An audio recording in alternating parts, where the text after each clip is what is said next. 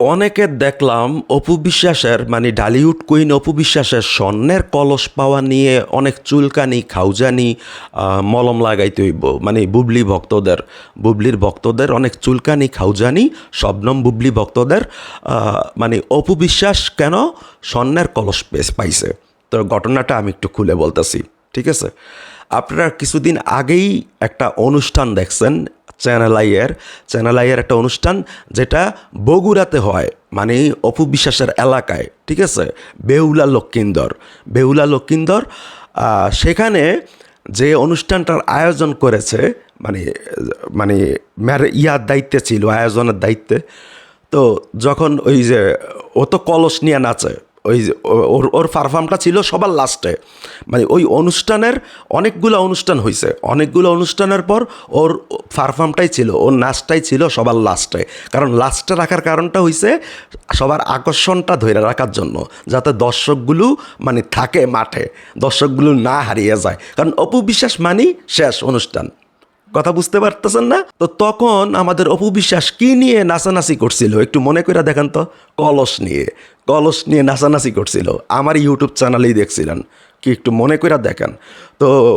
যে দায়িত্বে ছিল, মেন দায়িত্বে, তো তার সাথে কথায় কথায় দুষ্টামিতে কয়, ওই লোক বলতেছে যে অপু বিশ্বাস আপনাকে এই কলসটা উপহার দিয়ে দিলাম। আরে দুধ, এটা কি কলস দিছস? ঠিক আছে, যদি স্বর্ণের কলস হইতো তাহলে একটা কথা ছিল।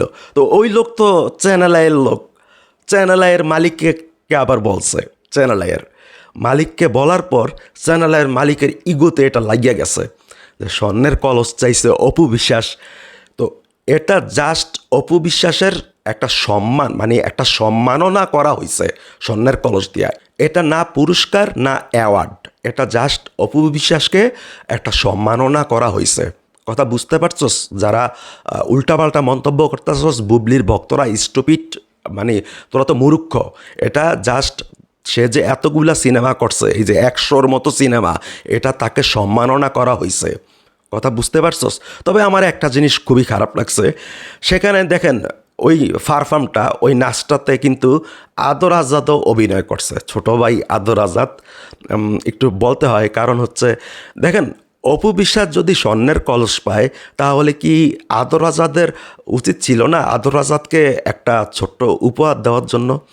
হ্যাঁ, যেহেতু পারফর্মটা দুইজনেই করছে, ছোট্ট একটা উপহার দিতে পারতো, অন্য টাইপের ছেলেদের দিতে পারতো, কিন্তু এই জিনিসটা আমার কাছে ভাল লাগে নাই। ঠিক আছে, যেহেতু পারফর্মটা নায়িকা হিসাবে ছিল অপু বিশ্বাস, আর নায়ক হিসাবে ছিল আদর আজাদ, ছোট ভাই। ঠিক আছে, সো যাই হোক, আপনাদের কি মতামত অপু বিশ্বাস ভক্তদের জানাবেন। আল্লাহ হাফেজ।